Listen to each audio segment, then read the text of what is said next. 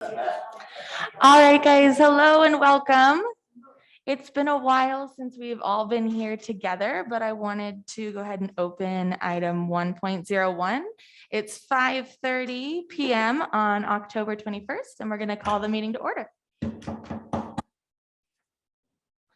right, we're going to go ahead and open item 1.02, roll call. Polly Boardman, Present. Kaylin Campbell, Present. Kristen DeHaan, Present. Christy Essa, Present. Natalie Geisels. She's not here. Amy Howe, Christine Hull, Present. Araceli Martinez, Present. Adriana Publico, Tyler Rogers, Present. Lauren Rushing, Present. and Brooke Snyder. Present. All right, we'll go ahead and close item 1.02, which is roll call, and open item 2.01. We have a couple new members to the zoning committee. So I'm just going to go ahead and read off their names. We have Kristen DeHaan. We have Tyler Rogers. Lauren Rushing. And Brooke Snyder. All right, we can close item 2.01 and open item 2.02, discussion and possible action to select a chair for the Zoning Advisory Committee for the term ending in June 30th, 2022. We can just kind of open this up to take any nominations of other members on the committee. If you think you'd like to nominate any of our members or yourself for the chair position. Polly Boardman, I'd like to nominate Christine Hull.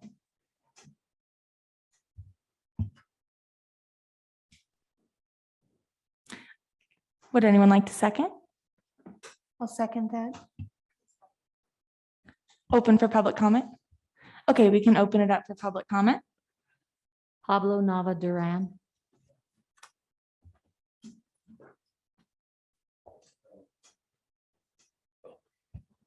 Good afternoon, guys. How you doing? Doing good. So we know Beth Smith is a chairwoman of a zoning advisory committee. Now he got resigned to the promoted to the board member. Now we need to replacement for the vice chair. No, for the chair to become a leader for the school board. So here my top three. So top three gonna be Alex Martinez, Polly Borman, and Andrew Hanna Puko, and then my fourth one is gonna be Chrissy Hall. So I don't know which one I do. If it does I pick Alex Martinez as the vice chair. Thank you. All right, we can ask for a second. Did we get a second before? All right, would anyone like to second the motion? Can I ask a question? Is it possible to get to know each other a little bit, or just like hear a little bit about the members being put up for nomination since they're new to a lot of us? Just an introduction or Sure. some sort of interest of. Sure, from Christine Hull or from all of us? All would be nice. Okay, sure. I can start first. My name is Kaylin Campbell. I was the vice chair last year. I'm a middle school science teacher at Desert Skies Middle School, and I've been serving on this committee for about a year. This is my first in-person meeting though, because we've been gone for COVID this whole time. We can just go around. My name is Lauren Rushing. I am a transplant from the Midwest to Reno. This is my very first meeting, my very first day as part of the committee. So I'm just excited to get to know everyone. Polly Boardman. I've been on the committee, I think this is my 5th year, and I represent Sparks. My name is Brooke Snyder. It's my first year on the committee. I work as an HR technician in human resources at the school district. And I've been there about 2 years. Araceli Martinez. I've lived most of my life here in Northern Nevada. Been with the University of Nevada, Reno about 16 years now, and have joined this committee for about 3 years now. We've been on this committee, Colleen and I. Wow. Okay, it's been more than that. But I guess I've enjoyed it. Doesn't feel like that. So I'm Tyler Rogers, indeed also part of the new class, representing District D, born and raised in Reno. I am a software sales guy, and I've got a daughter entering the district in about a year, and my wife teaches at AACT. I'm Kristen DeHaan, and I am part of Mr. Rodriguez's district, so Spanish Springs and North Valleys and Sun Valley, I think that's right. I'm also a social resource teacher at Drake Elementary School, and 2 of my kids went to AACT, and my son just graduated last year, and my daughter graduated in 2018, and they are both at UNR now. I'm Christy Essa. I'm a nurse practitioner at Carbon Health St. Mary's. I went to Jessie Beck Swope Reno High. My daughter is currently at Roy Gum. My husband is also a Reno native, and I've been on the committee for approximately 1 year. I think it's my turn. Hi, everybody. I'm Christine Hull, and I am an educator. I taught for 15 years in the classroom. I'm not in the classroom anymore.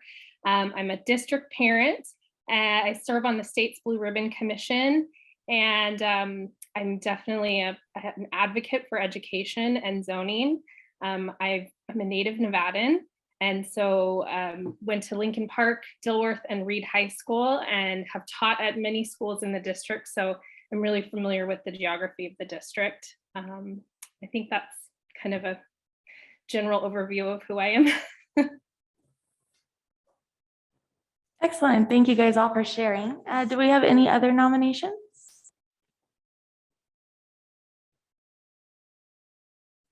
Any discussion about the nomination?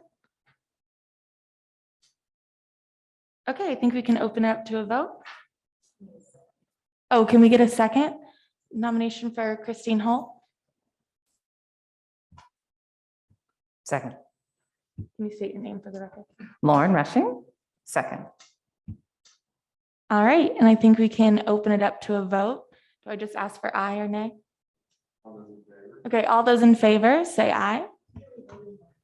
Oh, I'm sorry, this is for selecting Christine Hull as the new chair of zoning committee. Beforehand. Additional nomination. And then we went to discussion, so I wasn't sure. Did, There was a nomination, but there was not a second. I didn't. I didn't hear the second. Sorry, I was confused as to what. sorry, Christy, we kind of got away from it. Okay, all in favor, please say aye.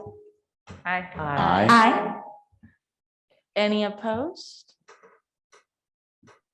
Okay, the motion stands for Christine Hull to be our new zoning committee chair. Thank you, everybody. I'm really excited to continue on all of this work that we're doing. And I will be back in person next month, I promise.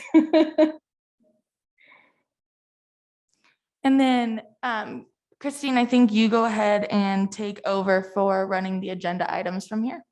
Okay, is that gonna work? If so, I did not hear legal very well if I say something incorrectly, just let me know. We just have to be a little bit louder.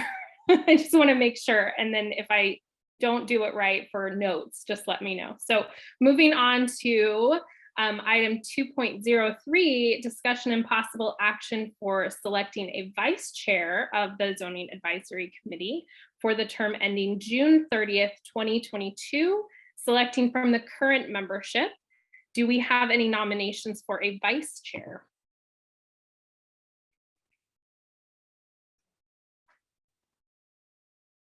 So I was standing vice chair, or I am standing vice chair right now. I I just had a baby 2 months ago, so I'm kind of hanging on by a thread on my commitments right now. I will absolutely continue on as the vice chair unless someone else would like to take the position and give it a try. Just kind of an out, let you guys know kind of what the position looks like. I take roll call at our meetings. I also edit the minutes and send them back. And I'm just in discussion with the chair on the agenda items kind of beforehand and the right-hand man to help out. So if anyone else would like the position and would like to nominate themselves, you're more than welcome to. If not, then I will continue on with the work.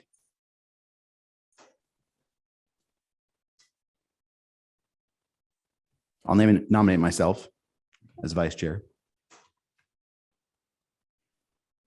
I'll second the nomination.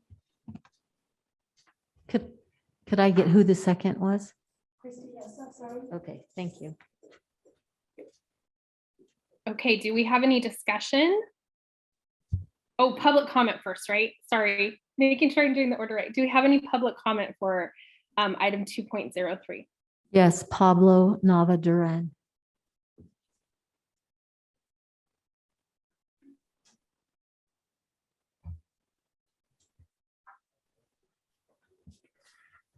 I'd like to say congratulations, Christina Hall, for becoming a new vice woman for the zoning advisory community. Congratulations. So now for the vice chair, now either had to pick her, top three, her, Polly Foreman, and then Alex Martinez. Evelina Booker is not here, or she wasn't not community anymore. That's fine. So if the bonus is a Todd Roger, but if you want to give a Todd Roger become a vice chairman because she knew for the zone community, no hard deal. But I just gave him gave him a try, all kind of stuff. So if it's on the side, I'm gonna say Alex Martinez as the vice chairman. Thank you. Okay, do we have any discussion for this nomination?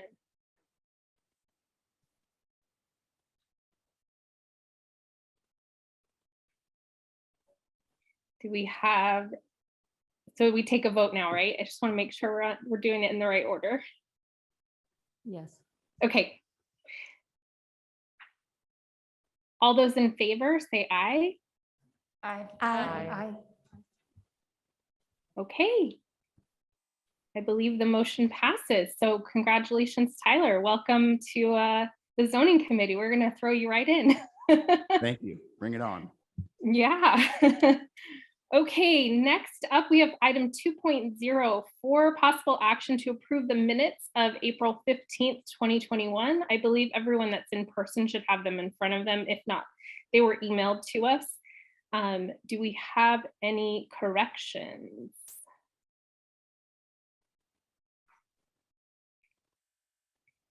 If not, I will take a motion to pass the minutes from April 15th. This is Kaylin Campbell for the record. I motion to approve the minutes for April 15th, 2021. Polly Boardman, second.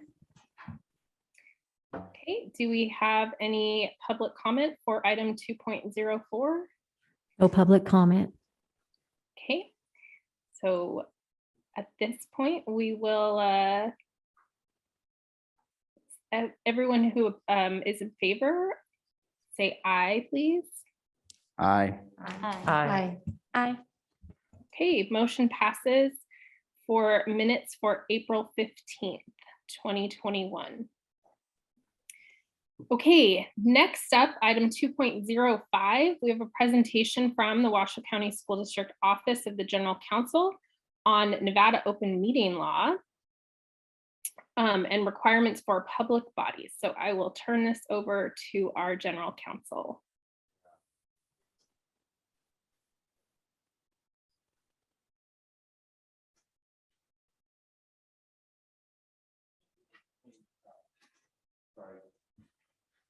I'm going to ask for the board's discretion and give me just a minute. We had a little mess up in getting it sent over here. So here it is right here. How do I get it over there? Or do you want to turn this thing? Can you, no, we leave it because of Christine. You want me to down? Can you email it to me? Is that easy? Yeah, I can email it. Okay, I don't have a thumb drive on. John. Sorry, everyone. Stop sharing it real quick. And then, yeah, that'll work. And I'll start my school. Oh, you do? Oh, perfect. I just sent it to you Okay. on your email. Okay, well, how's everyone doing? Welcome to our new members. We're going to go ahead and I'll go ahead and get started, and then my PowerPoint will come up when it comes up. So my name is Neil Rombardo. I'm the Chief General Counsel for the Washoe County School District. And I want to say on behalf of the school district and on behalf of the superintendent and our office, we can't thank you enough for being volunteers and doing this important work and providing this information and your recommendations to the Board of Trustees. The board relies heavily on committees from the community, and this is one of the most important topics that they deal with. And so it really means a lot to them to have all of you here and to have, can you guys hear me with this mask on? Okay, good. Okay, so it really means a lot for them to have all of you here. And I think we pulled it off. Yes. Well, just do mine. Don't worry about Lawrence. So thank you again for volunteering. I'm going to do a quick rundown on the open meeting law. The open meeting law is an easy area where folks can make a mistake and end up violating the law. So if you ever have any questions, feel free to ask me. I am your board counsel, work with Lauren. Actually, don't, I should have been more clear on that. Don't come to me directly because I'm not going to respond. I'm just being straight with you because she, as your liaison, needs to know everything going on in the committee. So work through Lauren and then Lauren will come to me. Okay. So no, I'm good. All right, so let's start. We're going to do open meeting law, a little ethics, and public records as well. And so let's start with the open meeting law. So what's the open meeting law? Basically, quite simply, it's that anytime you as a public body wants to make and take action or deliberate towards a decision, that you do so in open. And I'm going to explain to you what an action is. That's a highlighted word up there. And I'm also going to explain to you what deliberations are. And we'll talk about that more throughout the presentation. But quickly, an action is a majority of the quorum of the board. So you have 9 members on this committee, 13 members on this committee. A quorum would be 7. To take action, you need a vote of 4. We always hope to have more than that, obviously, because a vote of 4 out of 13 doesn't look very good. But you technically, by law, you could pass an item with that. Deliberations is when you sit down to discuss something that leads to an action. And it's not when we discuss it with you, it's when you discuss it amongst yourselves leading to an action.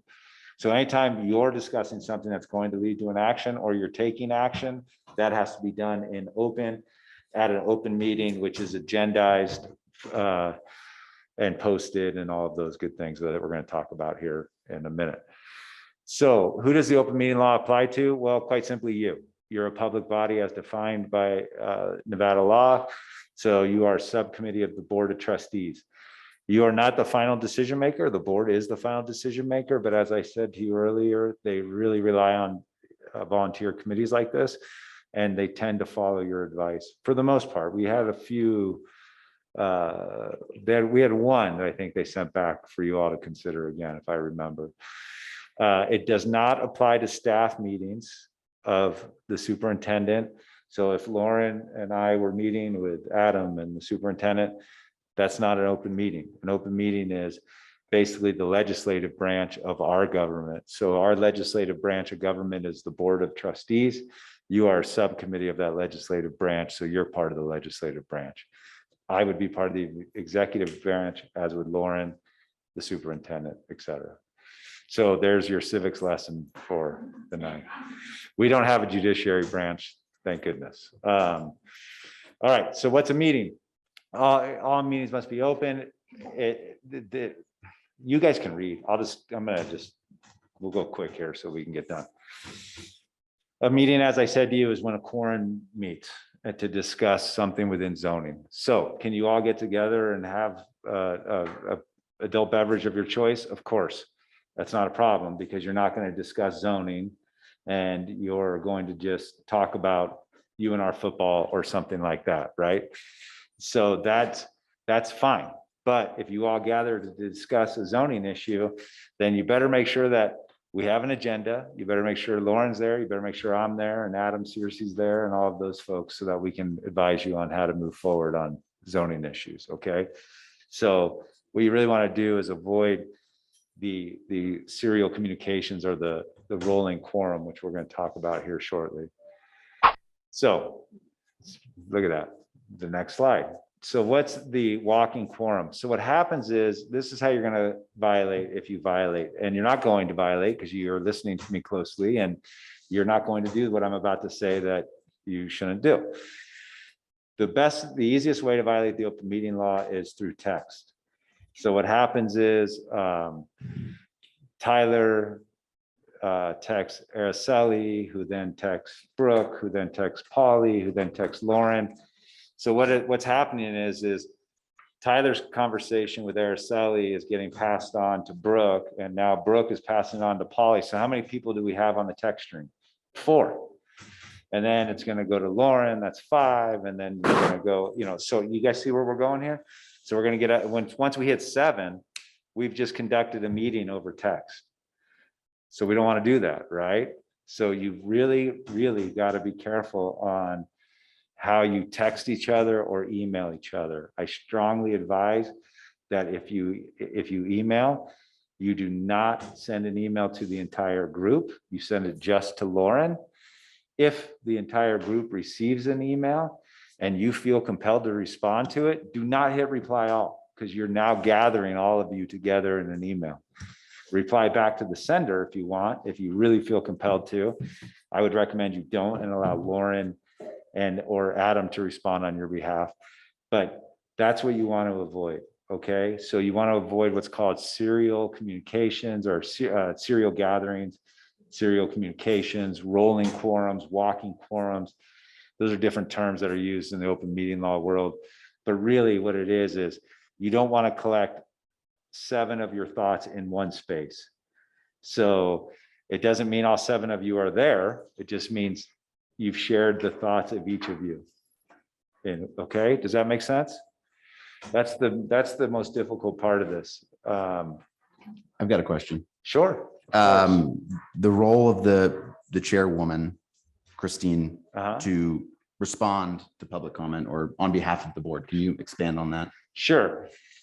You are a little different. So the Board of Trustees, by their own policies and protocols, the board president is the respondent for the Board of Trustees to public comment if they're going to respond, or to email sent to the Board of Trustees, which might not be public comment, right? Just a general email. Because you're a subcommittee, normally staff responds on your behalf, but staff would work with the chair to formulate a response if necessary. So it's a little different for subcommittees because this isn't your day job. And sometimes you might get a lot of emails, right? It is our day job and it's our job to be responsive. Number 2 is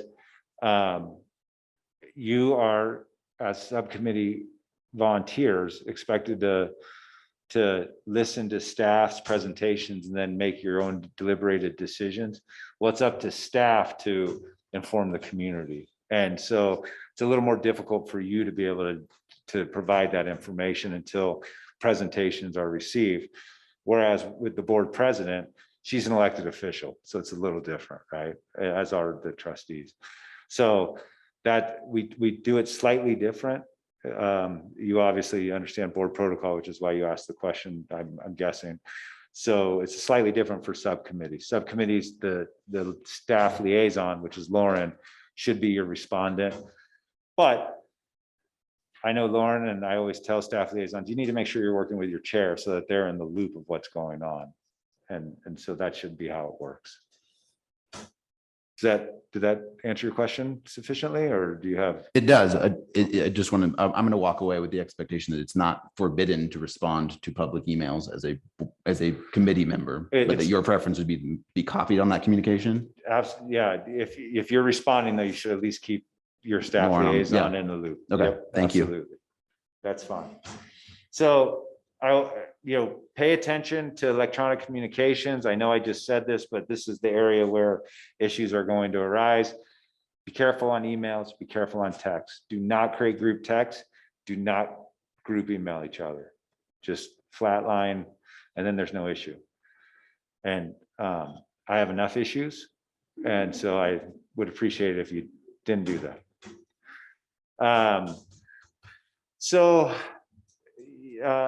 I think I covered this. This is very nuanced. You are allowed to lobby each other for votes in one-to-one meetings. What you can't do again, though, is Tyler can't lobby Araceli and then go over here to Brooke and say, well, here's what we think, right? Because now you're starting to do that collective quorum issue. So really be careful, but you are allowed to lobby each other for votes. It's the Del Papa case from 1998. And so that's what the Supreme Court said. I think they're actually wrong, but that's what they said. So they're the Supreme Court, and so we follow it. If you feel compelled to send an email to your entire committee, please BCC. One, include Lauren. Two, please BCC the committee, because why? If I hit reply all and I've been blind carbon copied, it's only going to go to Lauren if she's not blind carbon copied, right? Or it'll go to the sender, and that's it. But if you don't BCC the entire committee and you choose to send it to the entire committee and somebody hits reply all, what happens?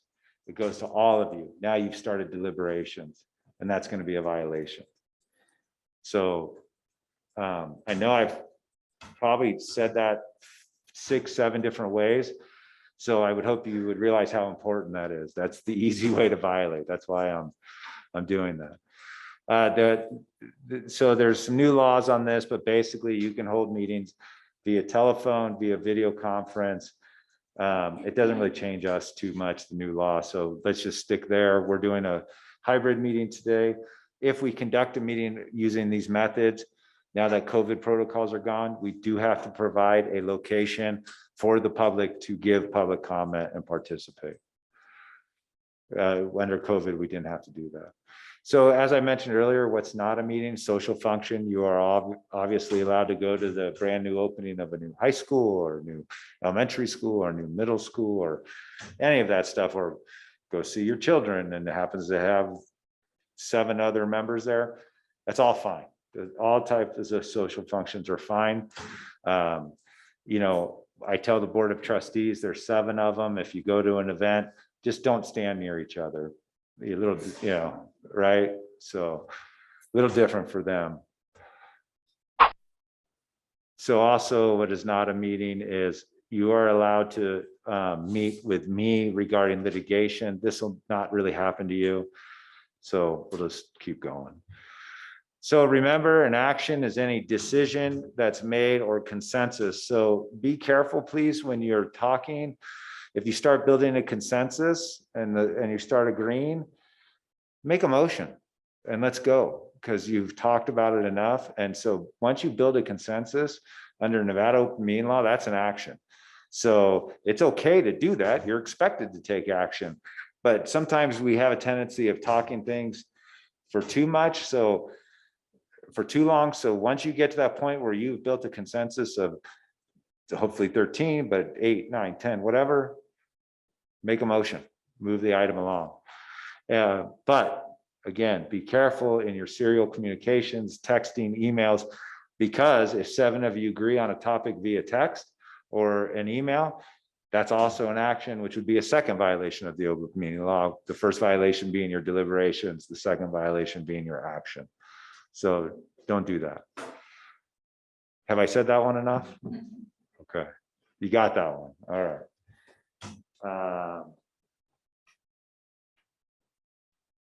So I think I've covered that. So let's talk a little bit about ethics here.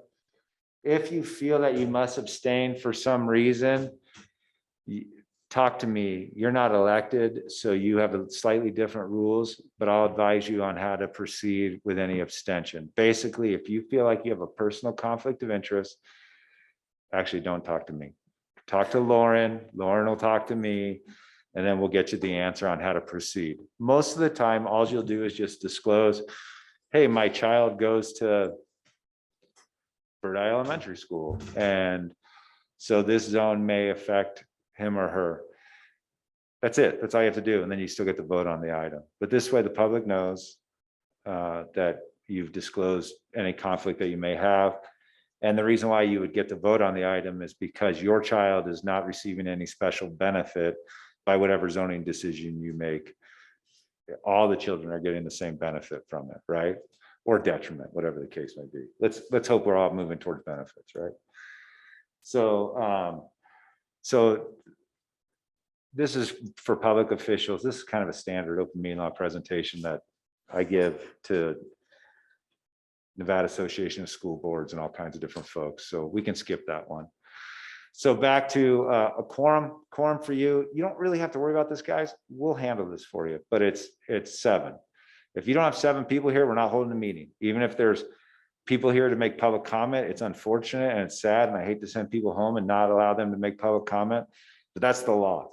And you can't have this line of we're going to have a quasi meeting and no, the AG has said no, and so we're not going to do it. So 7 people, and we'll make sure that that happens. I always share this with public bodies because I do think it's important to realize how much work goes into these meetings. So every single meeting, we must create a notice, and the public notice has to be posted at 3 different locations throughout the community. It has to be posted at the main office where the meeting is going to be held. It has to have the contact information of the person who has all the support material. We have to provide support material, and then we have to have an agenda as part of that. So it's not just as simple as here's what we're going to do. We have to post it 3 days in advance, and we also have to provide information for those who might need assistance. And I'm all for all of this. But you need to understand it's not that easy. Sometimes people want to have meetings and we're on a hot topic. Let's do a meeting next week. We can't get it together that fast. This takes a lot of work. Besides just the physical act of setting all of this up, there are legal requirements, and these notices need to be posted for at least 3 days, and support material needs to be created and provided. So it's an arduous task. That being said, again, these decisions are very valuable to the Board of Trustees. So as part of the agenda items must be clear and complete. I review every agenda in the district to make sure that they're clear and complete.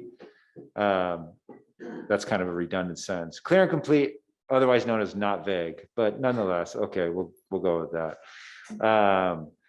And so we review every agenda. That's also part of the process of setting this up.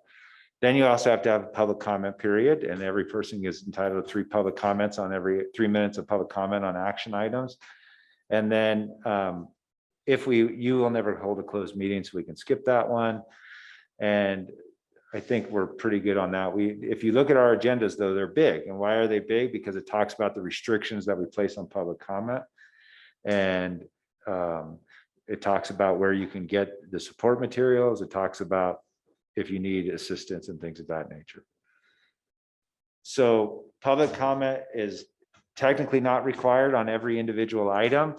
You just have to take public comment before action is taken. Some public bodies do a public comment period at the beginning before any action items on all agenda items. At the Washoe County School District, we prefer the more what is considered the hearing style, which is we take public comment on each item. So this way the public's comment is more germane to the item that you're deliberating over during that time. Otherwise, sometimes it can be lost on folks if you have public comment at the beginning of the meeting and the meeting's taken an hour and you kind of forget. So we feel that this is a better process. However, The law does require us to have a general public comment period as well before adjournment. So what we do is you are allowed to comment on the items on the agenda, and then we have a general public comment period. During the general public comment period, the public is not allowed to rehash the items that were on the agenda. You got your 3 minutes for that. Here's your 3 minutes here. Also, the public comment must relate to zoning for you. So if somebody wants to come in and talk about COVID, they can't. This is about zoning. It has to be germane to the public body. So just keep that in mind, Chair and Vice Chair, and I can assist with that as well. By the way, I spent a lot of time making those little graphics, so I'm glad you guys like them. I talked about this, posting the agenda. It has to be posted by 9 a.m. 3 days before the meeting. You don't count the day of the meeting. So this meeting is thank you, it's a Thursday. So we would go Wednesday, Tuesday, Monday by 9 a.m. is the law. And then we also have to mail copies to every person who wants a mailed copy. They get on a list, and that needs to be done by 9 a.m. too. And there's an opinion by the Attorney General's office that says it must be delivered to the U.S. Postal Service by 9 a.m., which I don't agree with that opinion, but anyway, it is what it is. We have to follow what they say. The other thing that we provide, and again, I think this is important to see the support that you get, is we have to provide backup material, support material, which means that we, for example, Adam will have, and Lauren will have these great maps, and Randy, they'll have these great maps of all the zones and where the lines are and things.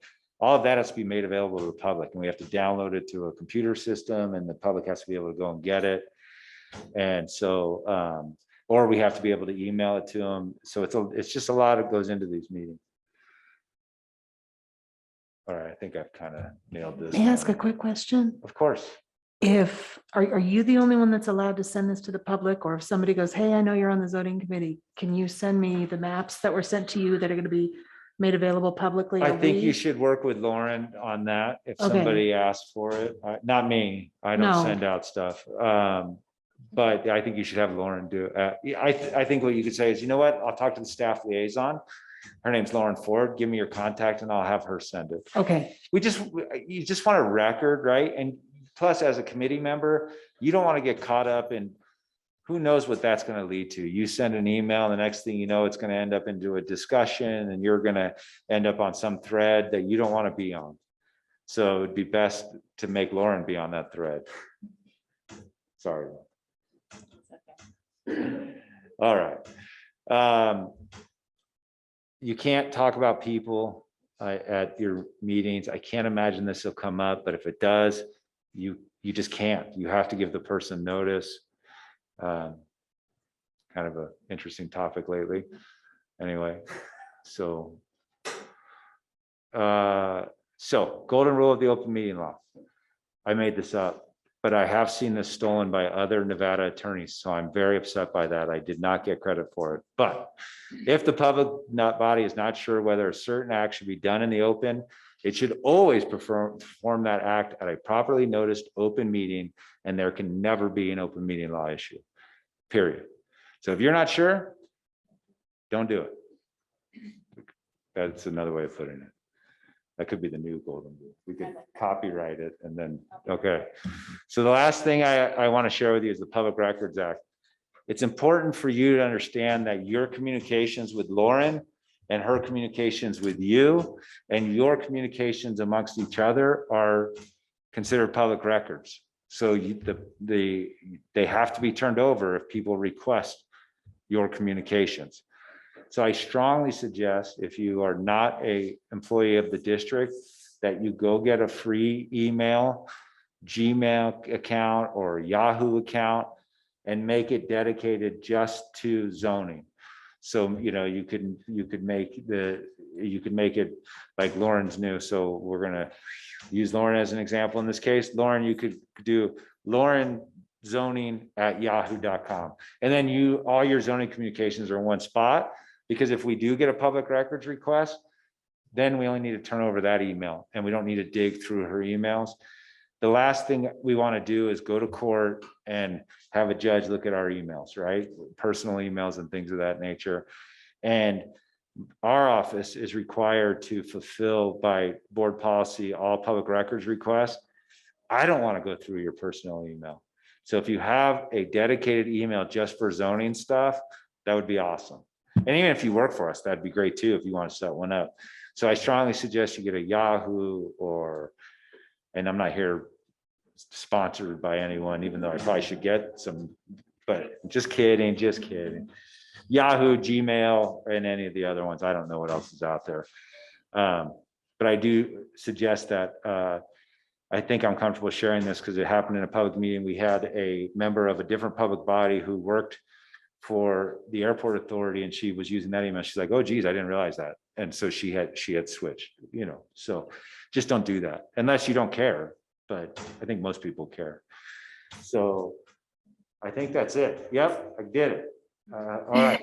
Any questions on anything? Neil, I have a question. This is Christine Hull for the record. Can we just clarify? So during a public comment, we've had this happen before where they try to get us to interact. And I just want to make sure that, especially for our new members, that everyone knows kind of how we're supposed to handle that in reacting, or that we can't speak during their 3 minutes and refer to their comments.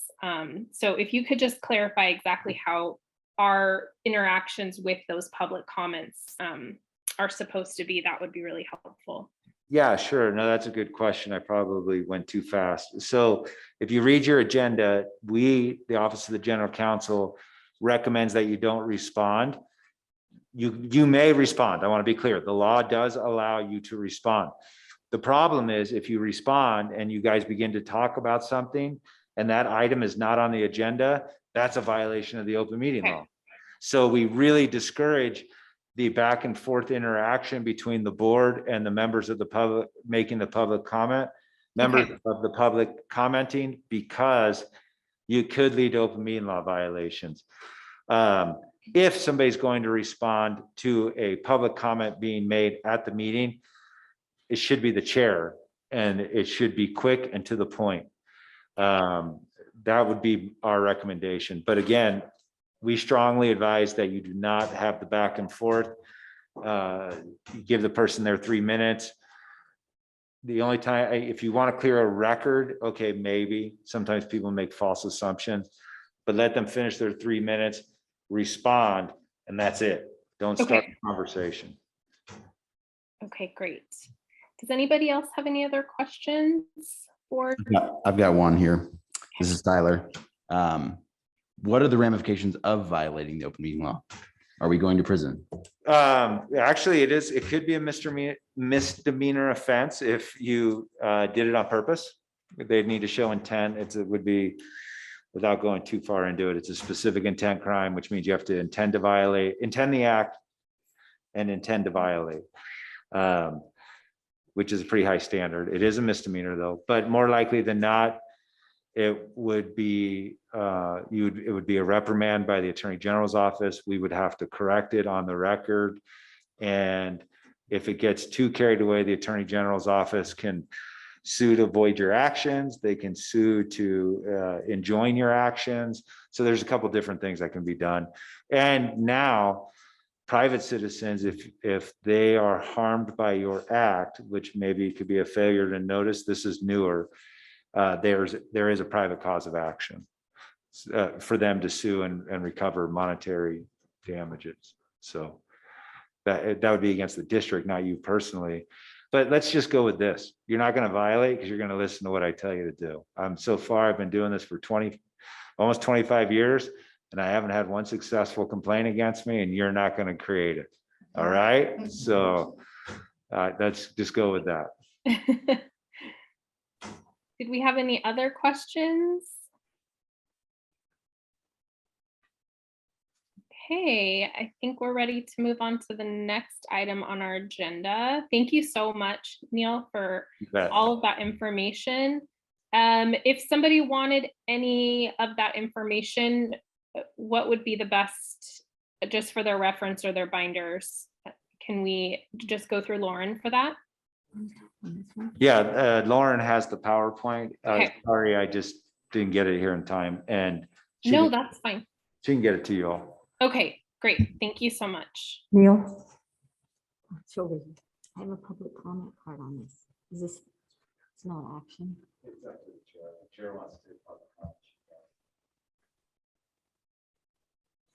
So we have a public comment card. This isn't technically an action item, but as the chair, if you want to take public comment, which I'm going to recommend you do. you Okay, can- Yeah, do we have public comment for this item before we move on? Yes, we have one. Okay, Pablo Nava Duran.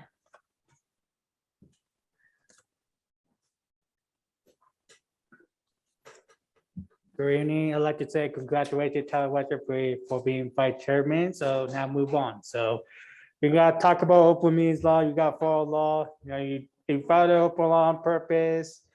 You get missing here, get fined, or go in jail.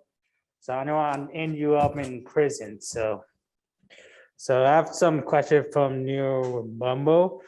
Well, if a zoning community have a social media, what to do for the social media on the open meetings law? That's the question one. So I want to hear about the last year when George Floyd was killed. I know there was systemic racism, but we have to follow law. I know Civil War in 1964 that we cannot talk about on the zoning advisory committee. If you talk about it, that's on a violation of a law. Based on race, color, gender, religion, and nationality. And I want to keep it clear that and try to be professional and have fun. thank you, Pablo.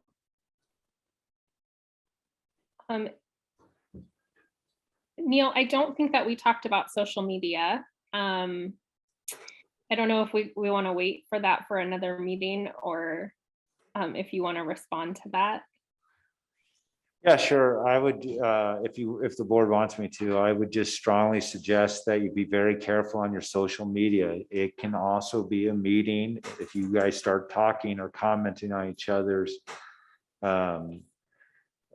Somebody post about a zoning issue. I'm going to do this. I'd like to hear what the community thinks.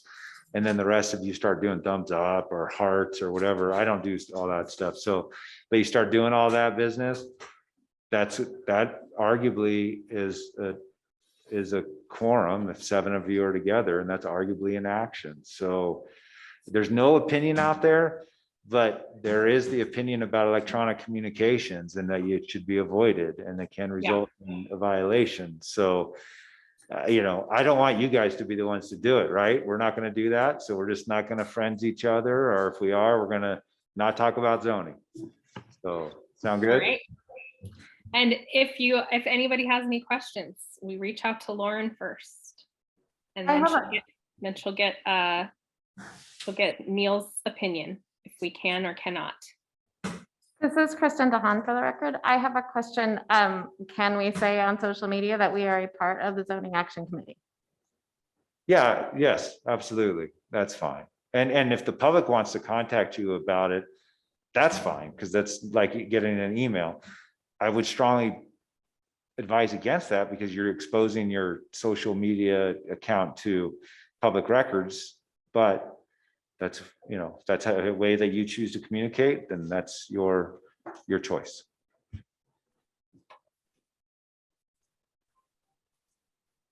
Okay, any other discussion on item 2.05? All right, we will move on to 2.06, information and discussion of the anticipated cadence of committee work, including the potential timeline for rezoning needs during the 2021-22 school year, including any requests from the Board of Trustees. This item is for information and discussion only. Lauren, are you handling this or is Adam handling this one? I'm handling it. Thank you, Okay. Christy. Yeah. So I'm Lauren Ford. I am your staff liaison. I am the lead area superintendent in the Office of School Leadership. The Office of School Leadership oversees all of the schools in the Washoe County School District. I oversee the McQueen vertical, which includes the elementary, middle, and the high school, all the schools that feed into McQueen. Same for the Sparks High vertical, the elementary, middle, and the high school. In addition, I have AACT and I have Innovations High School. So I have a total of 23 schools that I oversee.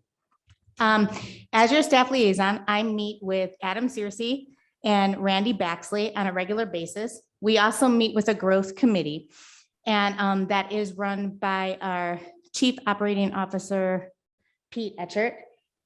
And we look at our district and we look at new schools, we look at zoning, and we have those discussions.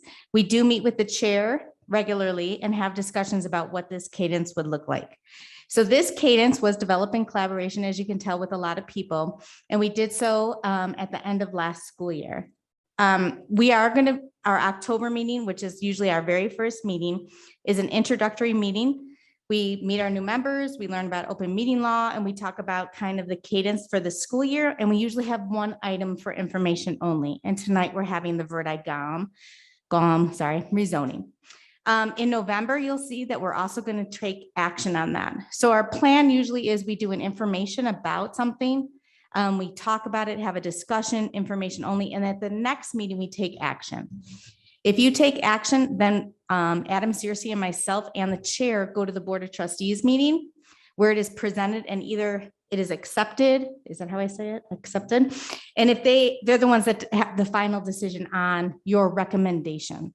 So your action is a recommendation to the board and then they make the final decision. Like Neil stated, they can send it back to us for different considerations.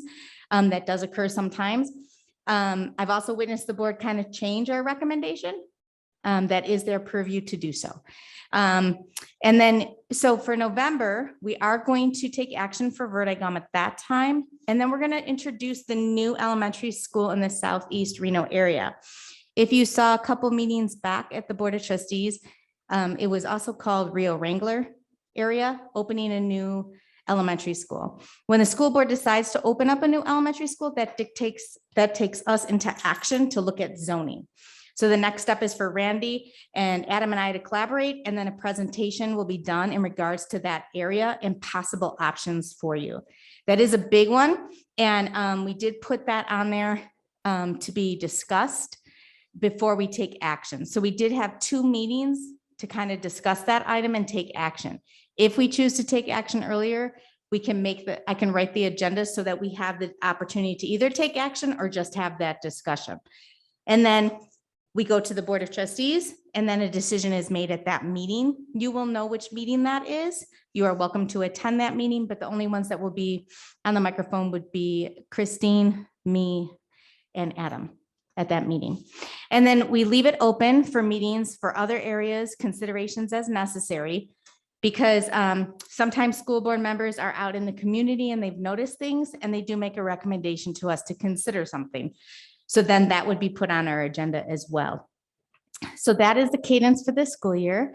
I don't know if you have any questions for me. I've got one. This is Tyler. The interaction with you between the information session and then the follow-up meeting on action. Like if we have questions of staff, just direct that through you. Oh, Is that yes. appropriate? Yep. What type of questions would you be expecting from us? Sometimes I get questions, like I'll give you an example for if we're looking at this rezoning and the current students are bused, would they be bused in the future? But that's also questions that can come up here in discussion. And I might say to you, that's a question we can talk about at this meeting so that all members can hear it. And that would be a good discussion point here. You might just have a point of clarification, was there a new school? Does this school zone affect that new school? And I can say, yes, if you look at your map, you'll see this area, that kind of thing. So mostly they're just clarifying questions, but most of the time they're handled here. Okay, thank you. Right, thank you so much, Christine. Thank you. Any other questions for item 2.06? Do we have any public comment for this item? Pablo Nava Duran.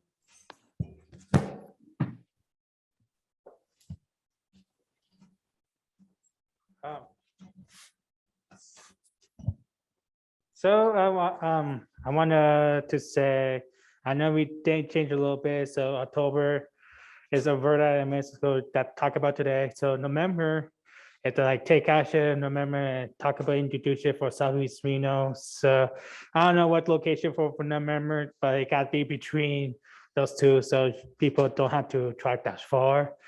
And December, about a new elementary school and where you could meeting set up in a South Middle area or Brown areas, let's call it. So I do know like there is a split feeder on Bearhurst and Creighton Middle School that go to two different high school. So started Bearhurst, most of the kids go to from Bearhurst go to McQueen High School, and a few of the students go to High School. So that's a huge problem that talk about on the next agenda. So that's good. So in Creighton Middle School, we do know like there's gonna be a split feeder high school, but in elementary school, why they go to elementary school together to middle school, then they'll spread up to the two different high school, McQueen. And if we go to North McCarran between to go to North McCarran, the student zone for behind and IMQuest elementary school that go to the Creighton Middle School, then go to Huck High School. That's a big problem over here. So I did send you an email about how to eliminate split feeder. So, or can reduce Creighton from 3 different high school to 2 different high school, McQueen High School. And I'm not sure what the special of McQueen High School will look like. It's like could be Creighton become a sooner split feeder high school, split feeder middle school to McQueen High School. So I don't know, but thank you. Okay, do we have any other public comment? That's all. Okay, then if there's no further discussion or public comment, we'll move on to the information 2.07, information and discussion regarding proposed enrollment zone adjustments for the 22-23 school year, potentially impacting McQueen High School, Verdi Elementary, Roy Gom Elementary, Billinghurst Middle School, Swope Middle School, and Reno High. And I believe Adam is ready to go.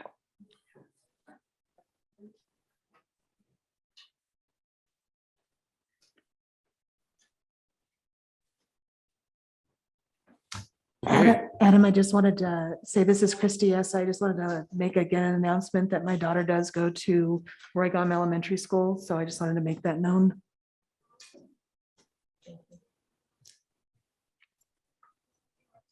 Excellent, thank you. Okay, I'm gonna get this opened up so we can all see it a little more clearly. Bear with me just a second.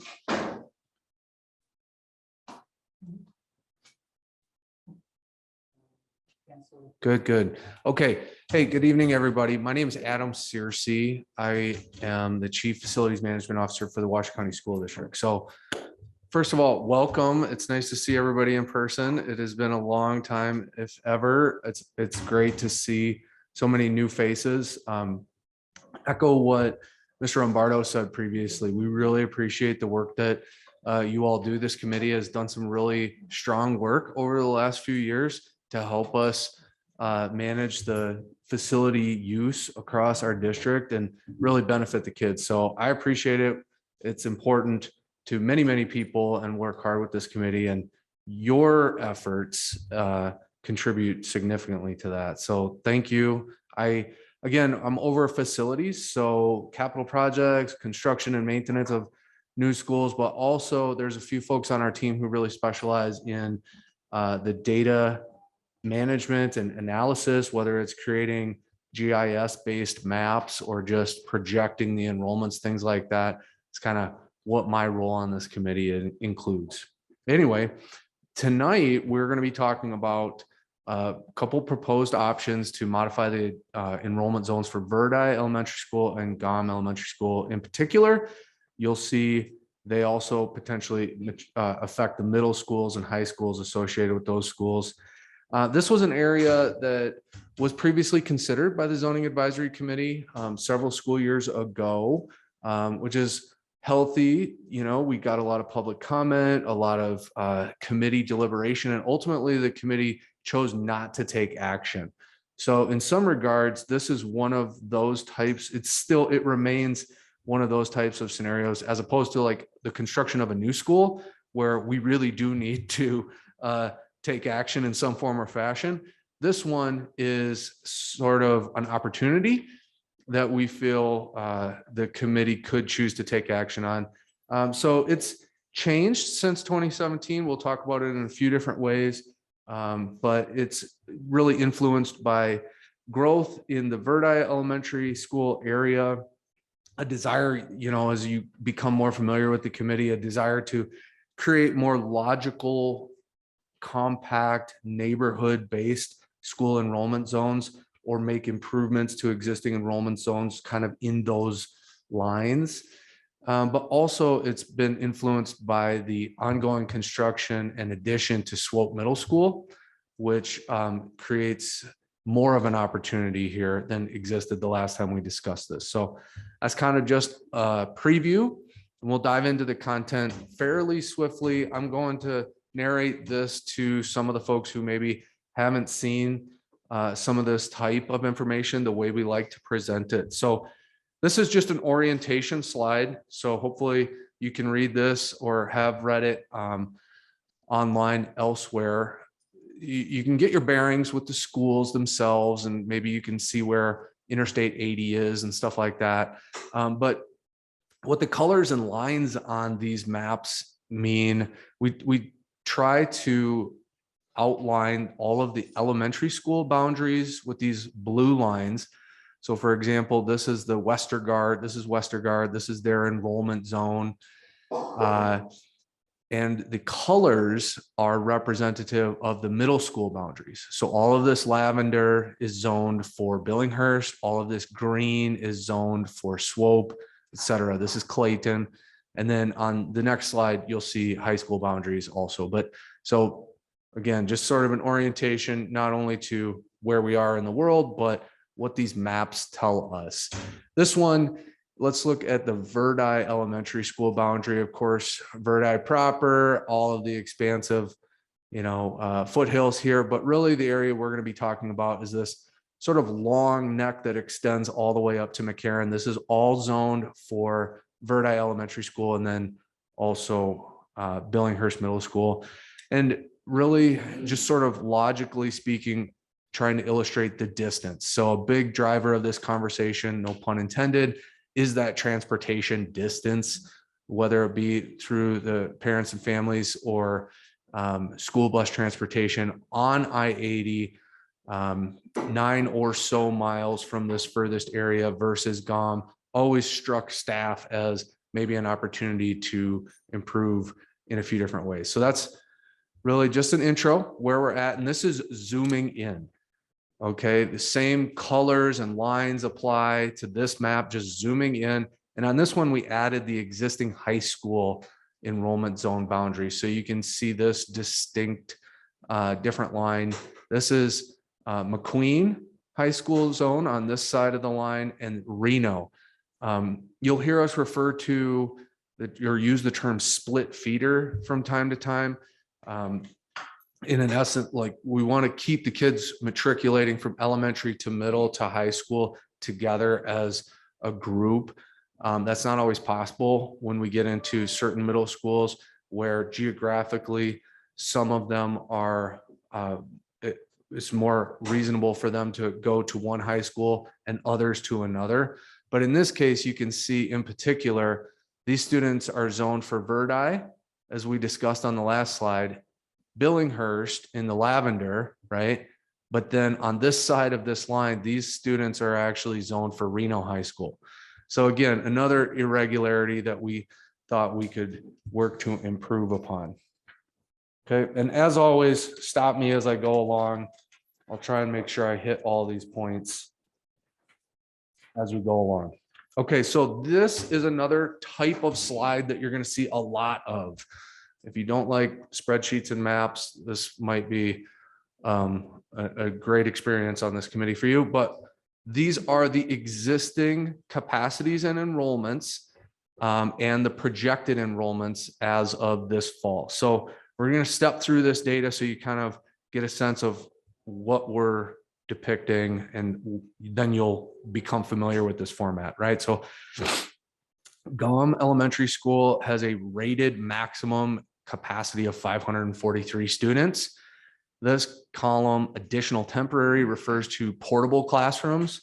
So if you guys are familiar with McQueen, let's go ahead and use that as the example poster child for portable classrooms. We count those as 50 apiece. They have 2 classrooms in them, 25 each. So that's going to be 7 portables up there at McQueen, 2 in the case of, or 1 portable, 2 classrooms at 25 each, 2 times 50 at Billinghurst. We do not count the capacity of those portables in these calculations. Okay, those are temporary. We only refer to the rated capacity of the permanent facility. This column are the existing enrollments, the actual enrollments as of October 1st, 2021 at GUM Elementary School, divided by the maximum capacity equals 81%. Okay, so that's pretty simplistically how you're going to see the utilization of these facilities illustrated for all these conversations.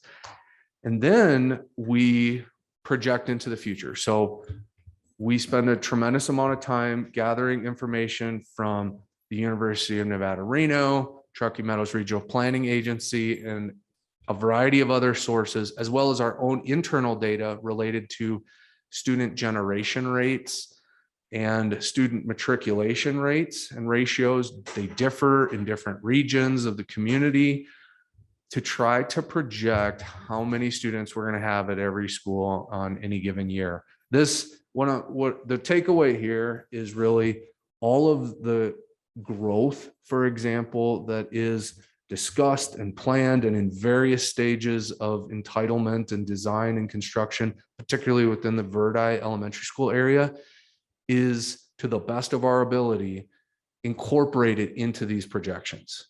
And that's something that does come up from time to time. And everybody, I think, can appreciate the difficulties associated with projecting and predicting the future. But I want to emphasize that and just make note of the efforts and the professionalism with which we put into these numbers for facility master planning. Adam, this is Tyler. Can I ask a few questions on this? Absolutely. The max capacity of a school, what does that assume, sort of number of students per classroom? Like how is that number derived? Simplistically answering that question, it's the total number of classrooms. So some spaces in a room in a school are not counted as classrooms. Some are counted as teaching spaces, such as like gymnasiums, music rooms, things like that. Once we establish the total number of classrooms, then they do have student teacher ratios or capacity ratios. And that varies at different grade levels. We have a variety of those, lower grade levels at an elementary school versus 4th and 5th grades and up into middle and high school. So all of those are baked in. But simplistically speaking, if you take a round number like 25 students per classroom times 25 classrooms in an elementary school equals a maximum capacity of 500.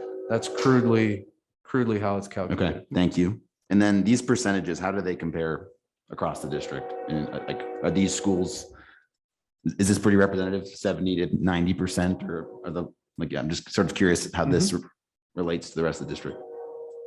Obviously, there are areas of growth and areas of isolated overcrowding. We talked earlier about the need to build a new school in the South Meadows, but I would say that these enrollments are, or these utilization rates are in line with our district averages.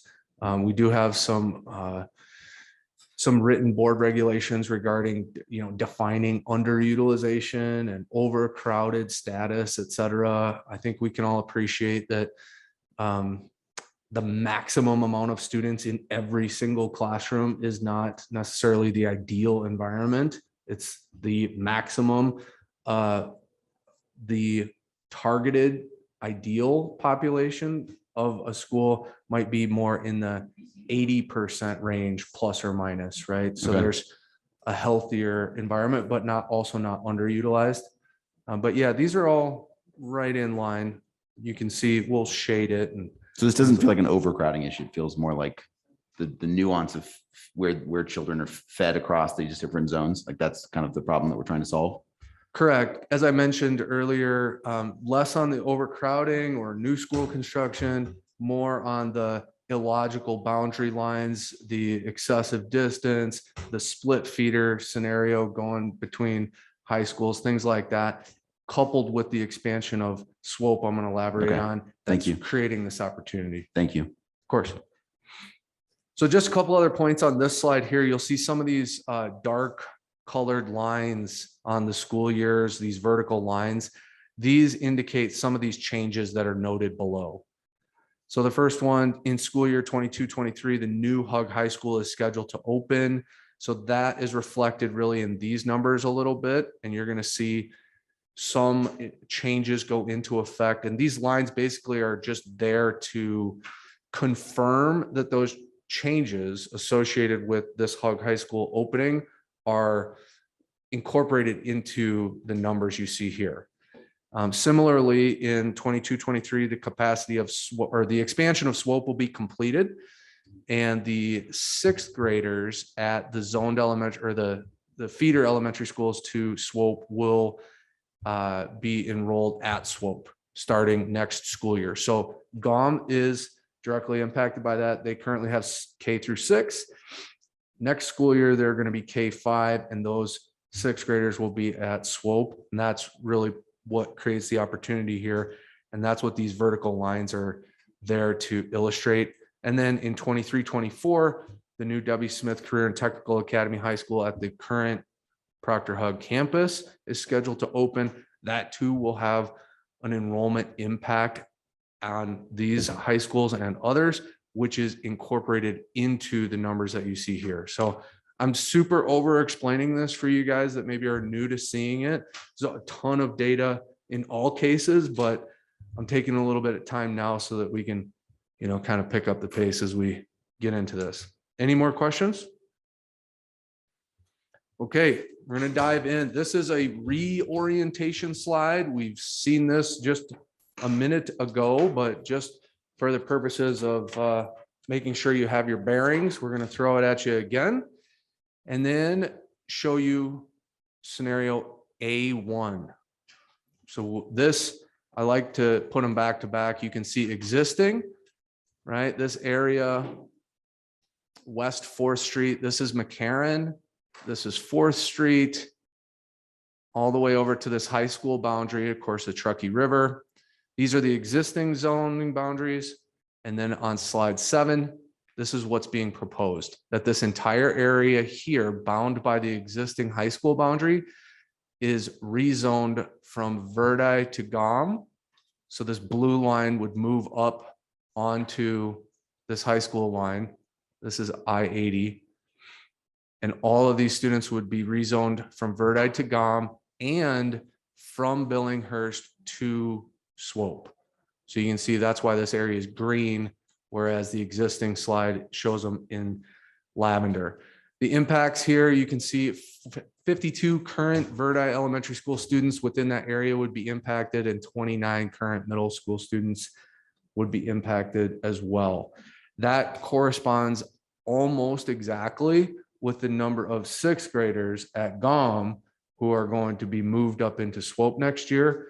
So that's where I was alluding to. It makes this a pretty tidy move to move these students into GOM after moving the other sixth graders up into SWOPE. So this is what the map looks like on this option. This is the same option, just zoomed out. Again, to give you a little more context relative to the Verdi Elementary School zone, it would be realigned on this high school boundary, and the rest of it would remain the same. Okay, so 2 maps showing this option and now the impact data associated with this option 1. All of the same statements from before apply here. regarding this data, but the numbers are inclusive of the impacts of this option one change. So you can see the enrollment at GOM or the projections at GOM remain almost neutral. As I said, we're moving the sixth graders out and up to SWOPE. We're moving these 50 some K through 5 students from Verdi into GOM. So it's almost a neutral impact to GOM effective this school year here. Verdi, however, is going to see that decrease of 50 some students in that school year. And really it does create some room to accommodate the growth that is planned for the Verdi zone for years to come.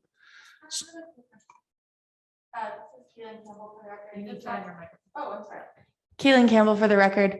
Does GOM still have a sixth grade at the elementary school site? They do. So it's sixth graders moving into seventh grade, not fifth graders moving to sixth grade that you're talking about. So the current fifth graders at GOM this year, sixth graders in the 22-23 school year, those students will actually go to sixth grade at Swope Middle School. Okay, got it. Just clarifying. Thank you. No, you bet. Okay, so same sort of logic with Billinghurst Swope, right? There's a few students that would be rezoned from Billinghurst to Swope. So in comparison to the existing and projected enrollment slides, we saw a couple of slides ago, these numbers are a little bit different, not as many students, but representative of the impacts of this scenario one.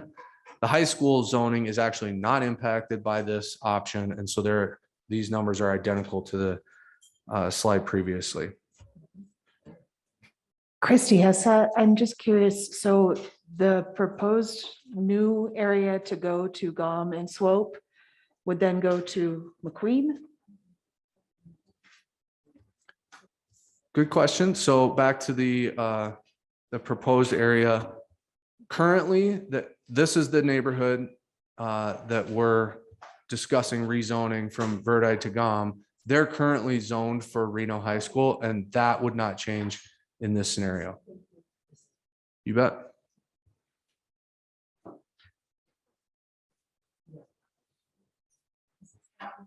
Okay, so we have one other option to present, and while this is sinking in, we're going to go back to our reorientation slide. Again, this is existing conditions to get everybody's bearings, and looking at option 2, it looks like that.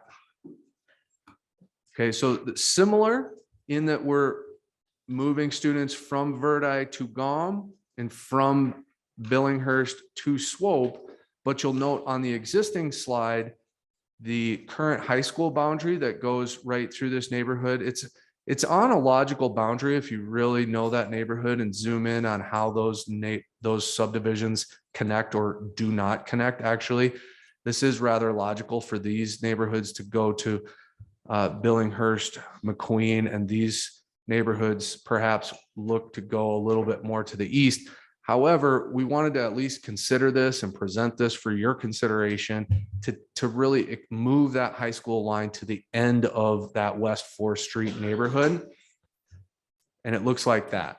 So if we just move that line over further to the west, capture all of these communities, and of course, unify them, not only GOM, or pardon me, we want to keep that vertical aligned, right? So moving them to GOM and Swope, but also into Reno High School. So here's the numbers. Now we're up about 30 students. In addition, 30 more students it would affect than the first option at the elementary school level, and a few more at middle. And then of course, in this option, we're actually moving the high school line as well. So it affects some high school students who would move from McQueen to Reno High School. Just basic question. This is Tyler. Just deciding where to draw the line. You sort of went over there like a logical neighborhood. It just, I'm trying to understand the science behind when you guys do different scenarios. I know that there's sort of 7 guiding principles that are tried to use. So just help me understand what, like when you do scenario planning, how do you decide where you actually want to draw the line for modeling? So there are some core guiding principles, whatever you want to refer to them as. Compact, logical, neighborhood-like boundaries, I think, drive the consideration a fair degree. Safety and accessibility. So looking for logical geographic barriers to draw boundary lines on, such as I-80, for example. Those are just some other logical, I guess, best practices that we apply. And then, of course, the actual facility capacities and utilizations. You know, we gotta, the neighborhoods are all squirrely and the kids aren't equally distributed. So it's not an exact science, and we're always kind of like looking at a variety of different scenarios at the staff level before presenting some of the best options for consideration. And then inevitably meetings like this generate questions and discussion, and frequently yield a hybrid ultimate solution that was maybe superior than what we'd originally proposed. And also often public and committee members have a better sense of their communities than we do looking at maps. You know, I've lived here a long time and study these maps to the best of my ability and things like that. But, you know, folks know their communities better than we do. So that's, I guess, in a nutshell, how we come about this. That's helpful. On one follow-up on your sort of last bit about community involvement. Is there any community involvement into the process until up until the map that we've seen? Like, do you talk to the principals, for example, at the schools impacted to get their feedback that is then surfaced in these maps? Should we assume that that feedback is part of this? Yeah, absolutely. There's quite a process, usually through our area superintendent and our committee liaison, who happens to be an area superintendent, definitely a direct line with the principals themselves. I understand, you know, typically we're sending out like connect eds or additionally notifying the student bodies or the family communities of the schools that are impacted. And then we've done things like PFA meetings and things like that to try to connect a little more. You know, there's so much noise out there. We really want to get their attention on this. And then also the sort of multiple meetings often, you know, hey, this one caught me by surprise, but I found out through the grapevine, parents are talking to parents. That's why this isn't agendized for action. You know, we want to make sure that it has an opportunity to sort of circulate throughout the community and that voice is brought back to the committee in one form or another. Thank you. This is a zoomed out slide of this option 2. So you can see just that same boundary line stretching a little further to the west, what it looks like. I'll take an opportunity to kind of proactively address the scenario that Lauren mentioned earlier, a question that's come to us through some of this preliminary due diligence regarding transportation. And in short, after consulting with our transportation department and looking at these maps specifically, I can say that the students who are currently receiving transportation services, whether it's to Verdi or Billinghurst or GOM or Swope, would still receive transportation services in both of these scenarios. So for example, the neighborhoods that we are proposing to rezone in either of these scenarios are receiving transportation services to Verdi. They actually would be offered transportation services to GOM. In this instance, some of them are inside of the walk zone, but because of the lack of safe crossing opportunities across 4th Street in particular, as well as a scenario where they would be walking down McCarran, I've confirmed that with our transportation department that it would be a net neutral impact on the transportation department. They're just rerouting buses that are already transporting students.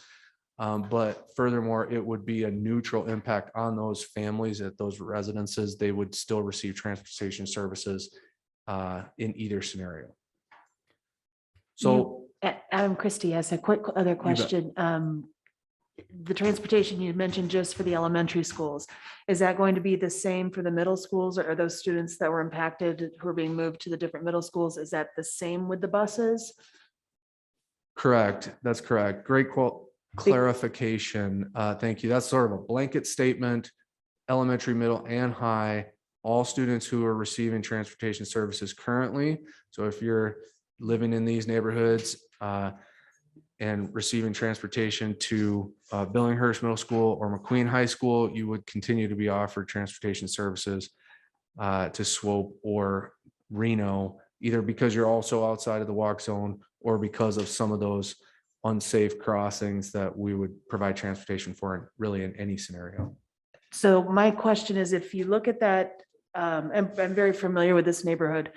So if you go up to across where the river is, across 4th Street to the other side, and you head up Mesa Park, that like up right in that area, the 4th Street crossing, yes, super dangerous, not a lot of ease to get the kids across. However, a lot of those neighborhoods are within the walk zone to Billinghurst Middle School.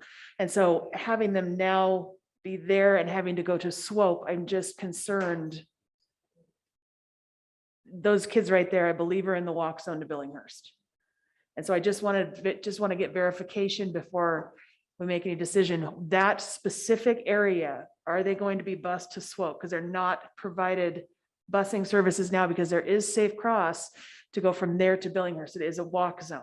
So I just want to verify before, if you could find out, that would be great. Thank you. Okay, good point. We're in this area, and likely due to this 4th Street, the 4th Street really doesn't have the sidewalks and the signalized intersections, even that McCarran does. So I'll circle back on that, but I'm confident that these neighborhoods will be provided transportation to Swope specifically in this, should you guys move forward with this option. Holly Boardman, really fast. Your line for Brown is 4th Street, right? So, Are we talking up here or yeah, this is are you I-80? 80? Yeah, Okay. 4th Street's like right down The here. one right below, like the little, okay. Those houses are still pretty far from Billinghurst. I was just wondering, but if you're cutting back on the buses going out to Verdi, the kids in those neighborhoods like that, Patagonia neighborhood and stuff, it's a lot shorter bus ride for them. So even though they're all being bused to different places, the distance or the time would be a lot shorter. Yep. A shorter bus ride, safer route, same amount of school buses. The kids are still getting a bus service, less time on the bus. Excellent. Thank you. Impact data table. This is noteworthy. Okay, we're moving more students in this scenario. So you'll see a few more students in the future years to GOM and a few fewer students to Verdi, similar, impact Billinghurst and Swope, and then some slight changes to Reno McQueen. None of them are particularly noteworthy other than I think Verdi GOM, because they are relatively small schools. Even a modest change of 30 or so students between these options does equate to maybe a 5% delta in those numbers. And particularly at GOM, I just want to draw your attention, while that's not terribly concerning, it is pushing the upper limit of ideal population for those students. We really felt like this was a logical option worthy of presentation, but I mean, just candidly, feel like that option 1 might be a little more ideal from a facility utilization standpoint. I tend to look at it a little bit more from the numbers and spreadsheets, because that's just kind of how my brain works. But that's why we all kind of work together to understand the fabric of the community and ask great questions like this. So I think Follow-up that's, question if I can. you betcha. Why aren't Westergaard and Winnemucca on the table? So Westergaard and Winnemucca would not be changed by any of these scenarios. We've got Westergaard here just for orientation. I get that. I'm just sort of curious. Their capacity numbers weren't shared. I'm just sort of curious. They're within they're close enough to me that I'm sort of curious if their capacities are related or why they weren't for consideration. So, I mean, if for no other reason than to keep your eyes from going crossed, we're not putting any more data on here than is being impacted by this discussion. Winnemucca and Westergaard's enrollments are in the 70 and 80% utilization rates. I believe off the top of my head, they're not overcrowded or underutilized. They're not being impacted by any of these changes. And so they're not being discussed or agendized or presented at all. Okay, thanks. Troy Boardman, Adam, when we talked about this several years ago, the concern with the Verdi was the overcrowding from the new neighborhoods. And then like the next year, we noticed that they weren't getting the numbers for the kids as we saw. And so looking at this chart, are we not concerned anymore about kind of the growth in these new neighborhoods for impacting Verdi in a overpopulation way? I mean, this looks a lot more positive than we saw several years ago. Sure. This is, I mean, the growth in the Verdi area is real. But these numbers, we've got our updated 2021 numbers. And as I mentioned earlier, do our absolute best to project with as much accuracy as possible. You can see a decent amount of growth projected in the Verdi Elementary School in particular. But nothing that it could not absorb even without this change whatsoever. I will note long-term, I mean, we need to remain flexible. These projections could be off. Actually, the further you go out, it actually gets quite a bit broader. Long-term options for Verdi Elementary School there are more long-term options for Verdi Elementary School than there are at GOM. If you're familiar with the GOM campus, it's relatively small. It's quite landlocked. There's really no options for expansion or portable classroom capacity at GOM, or much fewer. At Verdi, we've contemplated actually adding a classroom wing onto this school. We've discussed scenarios with the Santara Quilisi Master Development on the other side of the freeway for the construction of a new elementary school in the later years. That's actually a component of our 20-year master facilities plan. So the long-term options to deal with growth in the Verdi area are just greater. And that's in addition to the existing capacity of the school. I'm saying that because on this slide, you can see GOM being pushed a little bit further on the enrollment side in this option 2. And that just gives me a little bit of pause, because if those numbers are off by a little bit on the low side and they come in a little higher than expected, I have fewer options to manage that than I do at Verdi. Yeah, Leon, I think when we had talked to the principal back then, it was a concern to get too low because then you don't use your capacity. So this option, like you have one that's pretty high and then one that's kind of low. So Sure, right. Conversely, at Verdi in this option A2, we're taking more students out of Verdi. So leaving them at a relatively underutilized state, at least in the immediate future, not necessarily ideal either.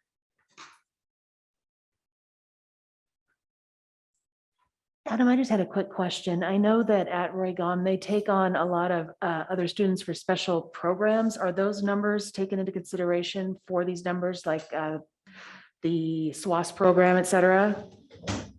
They are, yes, and that speaks to a degree to the capacity calculation.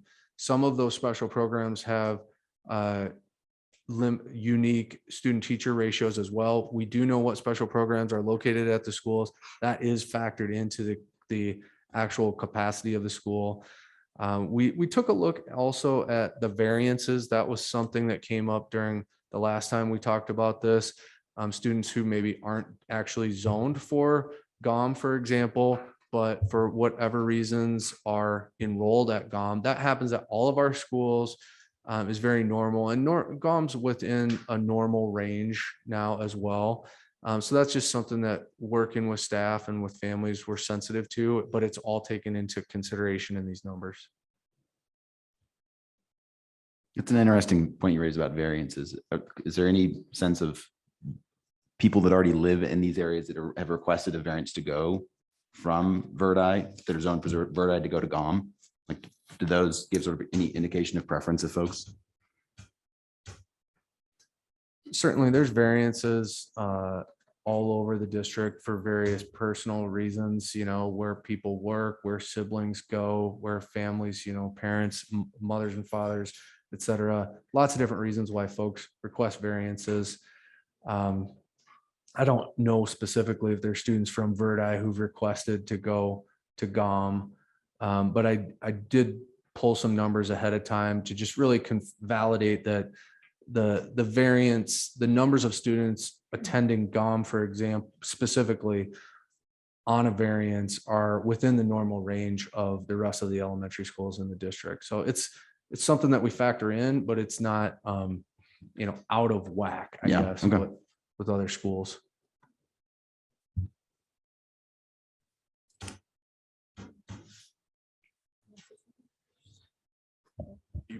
So right now, Tyler, if the students who lived in that area that we're, looking at right now were to choose to go to GOM, the parents on a variance have to provide their own transportation.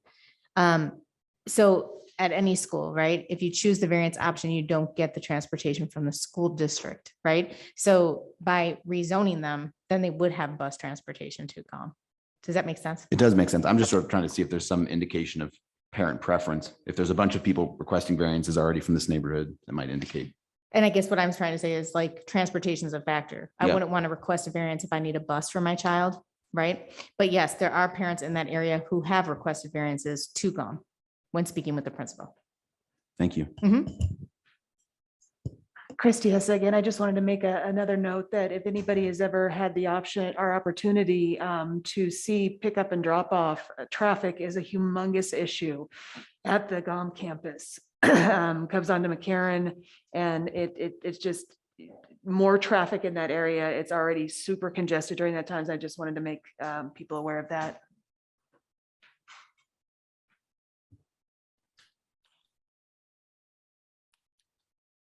Well, listen, just to wrap it up, that's the conclusion of the information I have. Again, this one's for information and discussion only. Really, really appreciate the questions and discussion. We can continue on, or certainly after the fact, through the channels that we've discussed. I wanted to reiterate our goal, our proposed goal for this would be to potentially take action at our next meeting.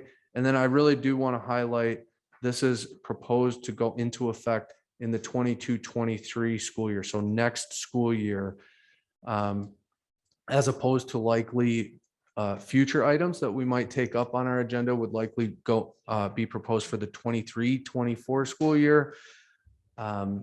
Because of the movement of those sixth graders, because of the availability here, because of the timing in this school year, we're at least proposing that there's enough advance notice. We'd feel comfortable recommending this for the 22-23 school year. Thank you so much, Adam.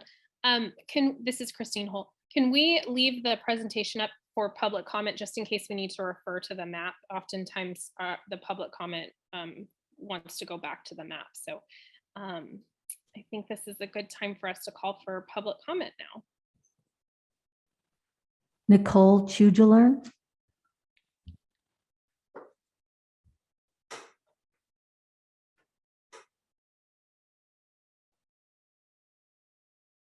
All right, what do I do up here? Am I good? Okay. So I just wanted to address option 2 and walk zones and boundaries. For example, my neighborhood is in the Mesa Park neighborhood. It's the acre lots up off of Mesa Park Road. That's within the walk zone for both McQueen and Billinghurst. So in theory, you're going to be taking kids that are closer to those schools and you're going to be moving them further away from those schools, where option 1 is taking kids that are zoned for Reno that are not going to their feeder elementary schools, and it's putting them into their feeder schools. So I just want to make that clear, like option 2, those houses are closer to those feeder schools that they're currently zoned for, which is kind of an important thing. Like, we don't get buses, we walk. Well, my kids don't, but in theory, you would walk.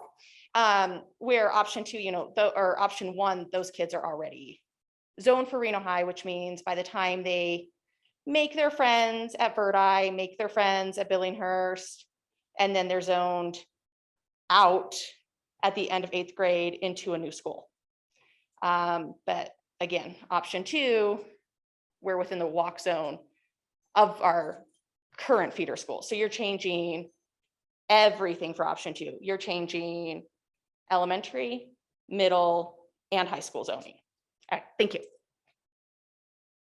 Thank you so much. Do we have any other public comment? That's all. Okay, do we have any other discussion from the committee?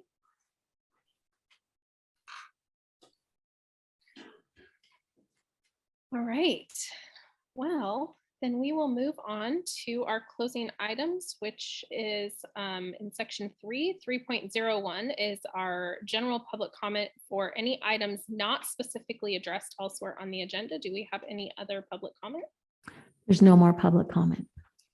All right, well, then next up is item 3.02, announcement of our next meeting, which is November 18th, 2021. And during our amazing presentation earlier, we learned all the places that will be posted. So if you are following along with these changes for the Verdi and GOM zones, we will be discussing them and taking possible action on November 18th. So any discussion on that? Okay, so 3.03, I would like to adjourn the meeting. I don't need to call, that's not action, right? Just making sure. No. Okay, well then we are adjourned at 7:11 p.m.